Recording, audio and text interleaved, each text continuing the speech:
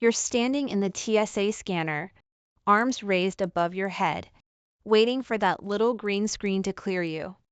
Instead, the agent points at you and says, "I need to do a quick pat down." You're wearing your most comfortable travel outfit. No metal, no hidden pockets. So why did the machine just flag you as a threat? What the airlines and security agencies don't advertise is that those multi-million dollars advanced imaging technology scanners don't just look for weapons. They look for anomalies. And in 2026, the very clothes you think are making your travel day easier are exactly what's throwing you into the secondary screening line, delaying your flight, and stressing you out before you even reach the gate. I know how frustrating it is to watch the minutes tick by while your boarding group is called, all because of a wardrobe malfunction you didn't even know you made. After 15 years of analyzing aviation security protocols and practically living out of a suitcase across 60 different countries, I've seen exactly what triggers the system and what keeps you moving. You might think you've got your airport style figured out, but the technology checking you has evolved, and your closet needs to catch up. I know this sounds crazy, but stick with me. By the end of this video, you're going to rethink your entire travel wardrobe. If you want to breeze through security and fly like an absolute pro, hit subscribe because we are tearing apart the worst airport outfits right now. The biggest culprit causing you grief at the checkpoint is probably hanging in your closet right now. You grab it because it's loose, it's breathable, and it feels like wearing pajamas in public. I'm talking about the maxi skirt or the oversized, flowing dress. Here's the secret the TSA won't explicitly put on a warning poster. Those millimeter wave scanners bounce electromagnetic waves off your body to create a topographical map. They are highly calibrated to detect anything that blocks the skin. When you wear heavy, flowing fabric that pulls around your ankles or bunches up between your legs, the scanner gets confused. It registers that excess material as a solid mass. And to the machine, a solid mass is an anomaly that requires a human to investigate. Suddenly, your comfortable outfit guarantees an awkward physical search by a stranger. Stick to streamlined, fitted, but stretchy layers instead. You want clothes that follow the natural silhouette of your body without being restrictive. But it gets worse. You might think ditching the flowing dress for highly functional pants is the smart move. Let's talk about cargo pants and heavy utility joggers. These seem like the ultimate travel hack, right? Pockets for your passport, your phone, your boarding pass, your earplugs. You've basically turned your legs into a carry-on bag. The reality is a lot more frustrating. Every single one of those extra pockets has thick, reinforced seams. Sometimes they have hidden metal snaps or heavy plastic buttons. Even if you empty every single pocket perfectly before stepping into the scanner, those thick layers of overlapping fabric light up the TSA screen like a Christmas tree. The machine cannot tell the difference between a dense stack of cargo pocket seams and something actually taped to your leg. The result? Another pat down, another delay, another tense moment while your laptop sits completely unguarded on the conveyor belt. Now, you might be asking yourself, okay, simple pants, no flowing dresses. What about my hair? This is where people sabotage their travel day before they even leave the bathroom mirror. If you are wearing more than 2 metal bobby pins, a thick metallic hair claw, or an intricate updo with hidden metal combs, you are asking for trouble. The scanners are incredibly sensitive around the head and neck area. a cluster of metal hairpins will almost always trigger an alarm. And I promise you, having a security agent thoroughly inspect your scalp and ruin the hairstyle you spent 20 minutes perfecting is not how you want to start a 10-hour travel day. Opt for soft scrunchies, plastic clips, or silicone hair ties. Save the metal accessories in your personal item and put them on after you've cleared the checkpoint. We're just scratching the surface here, and the next piece of clothing on this list is something almost everyone wears on a long-haul flight, completely unaware of the actual physical danger it puts them in if an emergency happens on the tarmac. You probably guessed I was talking about athleisure, but maybe not for the reason you think. We all love wearing leggings, yoga pants, or synthetic tracksuits on a 10-hour flight.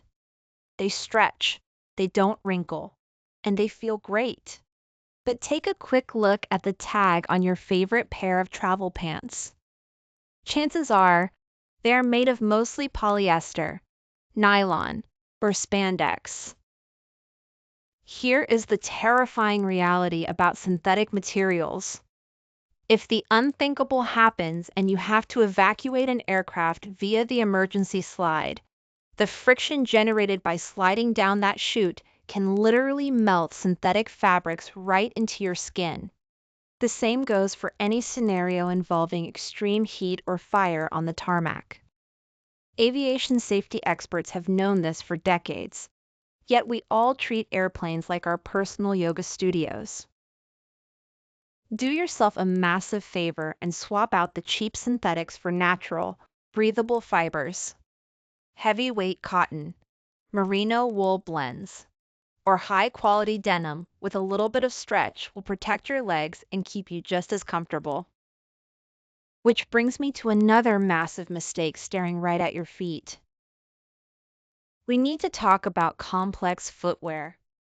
I'm looking at you, knee-high lace-up boots and heavily strapped sandals. Think about the sheer panic of the security line. Bins are slamming, TSA agents are yelling instructions, and the business traveler behind you is breathing down your neck. The absolute last thing you want to do is spend 3 minutes untying, unbuckling, and wrestling your way out of your shoes. And you have to do it all over again on the other side, usually hopping on one foot while balancing your bags. It is stressful, it holds up the line, and it instantly marks you as an amateur flyer. But the alternative people choose is somehow even worse. Flip-flops and sandals.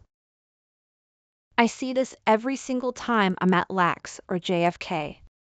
People breezing through security in open-toed shoes, totally oblivious to what they are actually doing. When you wear sandals through security, you are forced to walk barefoot on the exact same carpet where thousands of sweaty, stressed-out travelers have stood before you. In 2026, with global travel volumes higher than ever, airport hygiene is stretched to the absolute limit. Walking barefoot through a scanner is a fast track to picking up athlete's foot, warts, or whatever mystery liquid just spilled out of the garbage can nearby. Gross. I know, but it's the truth. Always wear closed-toe, slip-on shoes with socks. A simple pair of slip-on sneakers or loafers means you pop them off in 1 second, keep your feet protected from the disgusting floor, and pop them right back on without slowing down your stride. Plus, if your gait changes at the last minute and you have to sprint from Terminal 1 to Terminal 4, you aren't going to blow out a flip-flop and miss your connection. Now, here's something you probably threw on this morning without a second thought. Everyday jewelry that you never take off. I'm talking about chunky statement necklaces, thick metal bangles, and especially those permanent welded bracelets or screw-drive locked cuffs that are wildly popular right now. You might think they are fine because you wear them every day. But TSA scanners do not care about your personal aesthetic. Dense metals, especially layered pieces, will trigger an alarm and force a manual pat-down. If a security agent asks you to remove a piece of jewelry that requires a literal tool to take off, you are going to be stuck at that checkpoint trying to explain why your bracelet is permanently attached to your wrist. Keep your travel jewelry minimal. Put your heavy watches, statement rings, and thick chains inside your personal item until you get to your gate. But none of this compares to what we are talking about next, because the clothes I'm about to mention won't just slow you down at security. They can actually give the gate agent the legal right to deny you boarding, leaving you stranded at the airport with absolutely no refund.